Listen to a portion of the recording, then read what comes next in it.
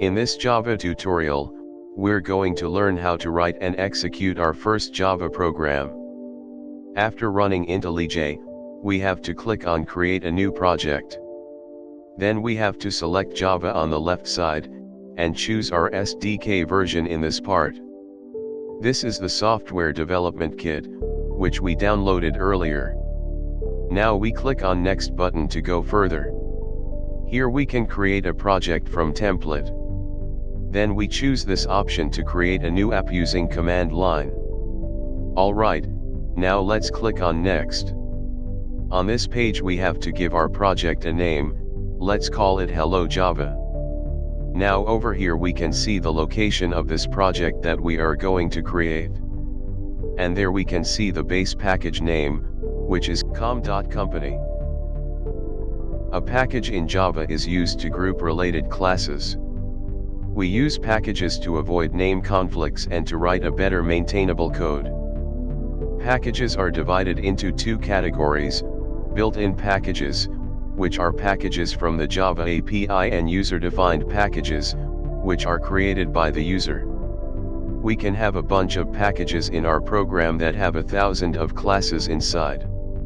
Now by convention, the base package for a Java project is, for example, the domain name of your company in reverse. It should be written in all lowercase to avoid conflict with the names of classes or interfaces. It doesn't mean that we should have an actual domain registered on the internet. This is just a way to create a namespace for our classes. Now every class that we create in this project will belong to this package, but we're going to talk about packages in more detail in the future. Alright, here's our first Java project.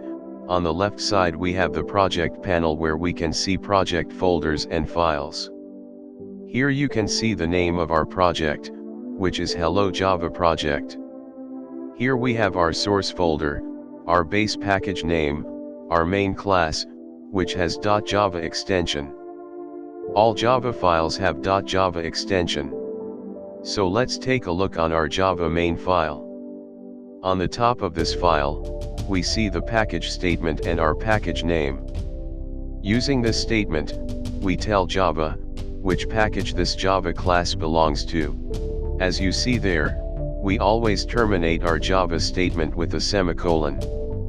Here we have our main class with a pair of curly braces and our main method inside this class. The access modifier of this method shows that this method is a public method. Its scope or accessibility is the widest among other access specifiers. The variables, classes, and methods declared as public can be accessed from everywhere in the program. It does not impose restrictions on the scope of public data members. If we declare methods and classes as public, they also violate the principle of encapsulation. We can also use it with the top-level classes. It's also static, but let's talk about this later. But remember, the main method should be always static. Here is our main method. It doesn't return a value, that's why the return type of this method is void. Here are the parameters for this function. This parameter stores Java command line arguments, but we will talk about it more later. We will write our code between these parentheses. Comments can be used to explain Java code, and to make it more readable. It can also be used to prevent execution when testing alternative code. For example, we can leave a comment for method to describe the functionality of this method very short. Single-line comments start with 2 forward slashes. Any text between these 2 forward slashes and the end of the line is ignored by Java and will not be executed.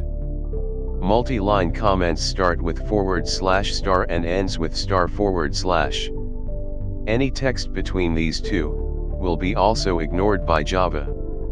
Now, we are going to write a simple code. For example, we are going to print a string on the terminal. To print something on the terminal in Java, we have to use the system class. We start to write system with capital S.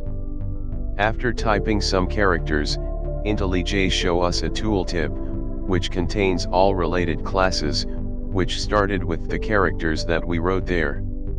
As you see here, the system is a class and defined in the java.lang package. After choosing the system class, we can access its members using a dot operator after. As you see here, we have various members for this class, which are indicated with M. Now we are going to access out member of system class. And now to access the methods of out, we use dot operator again.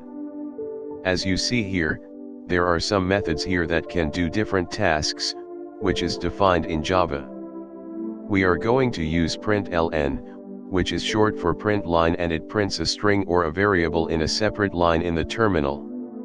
Inside these parentheses we can pass the value to this method. To print a string in the terminal we have to write our text inside the quotes, and to print a variable value in the terminal, we write the name of the variable without quotes between these parentheses. You can see the difference between these two here. Alright, to say hello to Java we need to build and run our program. In IntelliJ, we can build and run a Java program using this icon. And after some while you will see the result in the terminal window. So here's our hello Java message.